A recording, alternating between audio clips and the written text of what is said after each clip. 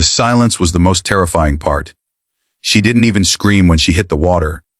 That was the first thing that felt wrong, a violation of the natural order of these things. The second was the sound. It wasn't a splash, it was a churn, a thick, roiling, wet sound that spoke of life beneath the surface. A great, seething, hidden life that had just been disturbed. Hey everyone, welcome back to the channel. We specialize in stories that grip you from the first second and don't let go, tales of justice, consequence, and the moments that change everything. If you're ready for a journey, hit that subscribe button and join our community. You won't want to miss what happens next. To understand the earthquake, you first have to understand the ground it broke. Cedar Creek High School was a kingdom built on sand, but its citizens believed it was stone. And its undisputed king was Blake Henderson. He wasn't just popular, he was an institution. His presence was a physical force. When he walked the linoleum hallways, they seemed to shine a little brighter for him. His varsity jacket, a deep royal blue with bold, sun, yellow leather sleeves, and the snarling tiger mascot emblazoned on the back, wasn't just a jacket, it was a crown. It was the suit of armor for the golden-haired, square-jawed quarterback who had never, in his 18 years of life, heard the word no from anyone who mattered. His smile was a weapon, disarming and charming, but his eyes, a cool, calculating blue, held the constant, lazy amusement of a cat that knows every mouse in the room. His cruelty wasn't the brutish, obvious kind, it was surgical, delivered with a laugh and a clap on the back, so subtle that the victim often wondered if they were the one being too sensitive. He ruled not through fear, but through the desperate desire of everyone around him to be in his orbit, to feel the warmth of his approval. To be laughed with Blake was a social sacrament. To be laughed at by him was a social death sentence. And on this particular sweltering Friday in late May, the entire senior class was pilgrims seeking his blessing. It was senior skip day. The official school-sanctioned destination was Lake Meridian, a crowded, muddy shore littered with families and younger kids. But the real pilgrimage, the one whispered about in hushed, excited tones in the back of calculus class and passed along via encrypted messages on phones, was to a place none of them had ever seen but everyone had heard of, the Blackwood estate. The rumor was that Blake's father, a real estate developer who occasionally brushed shoulders with true wealth, had secured an invite. It was a myth, a fantasy. The Blackwood Manor was the stuff of local legend, a sprawling, modernist masterpiece of glass and steel nestled in a private, old-growth forest on the outskirts of town, surrounded by a high wall and an aura of impenetrable mystery. The owner, a man named Silas Blackwood, was a ghost. A reclusive billionaire, some said a tech genius, others whispered a retired arms dealer, who valued his privacy above all else. When the students' cars, a long, snaking line of beat-up sedans and proud trucks, pulled up to the unassuming service gate Blake had directed them to, there was a collective intake of breath. They climbed over one by one, dropping onto soft, manicured grass that felt like carpet. And then they saw it. The estate unfolded before them like a dream. It wasn't just a house, it was a statement.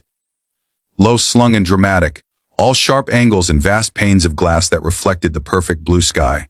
But the true centerpiece, the thing that made them all fall silent, was the pond.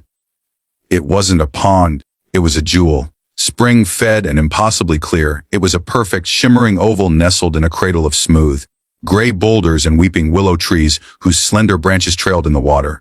The bottom was not mud, but a mosaic of colorful, round stones, amethyst, jade, and lapis lazuli, that seemed to glow from within. The air hummed with the scent of blooming jasmine and clean, damp earth. It was paradise. A stolen, forbidden paradise. The party ignited quickly, a burst of nervous, exhilarated energy. Bluetooth speakers blared bass, heavy music that echoed strangely off the water. Coolers were cracked open, their contents spilling onto the pristine grass. They were invaders in a sacred space, and the thrill of the trespass was a drug more potent than any cheap beer. It was into this world of borrowed, fragile luxury that Luna had been reluctantly, nervously pulled by a well-meaning but naive girl named Chloe from her homeroom. "You have to come," Chloe had insisted, her eyes wide. "Everyone will be there. It'll be a great way to meet people." Luna had hesitated. She'd seen the way Blake looked at her in the hallways, a predator's idle curiosity. But the loneliness of a new school in a new town, the silence of her own cavernous house had pushed her. Maybe, just maybe, she could be normal for a day. She stood apart from the revelry, a slight, solitary figure in a simple vintage-style sundress, her dark hair a curtain she sometimes hid behind. Her eyes, an unusual shade of hazel that seemed to shift from green to gold in the light, didn't scan the crowd for a place to fit in. Instead, they observed, they cataloged. They took in the careless way.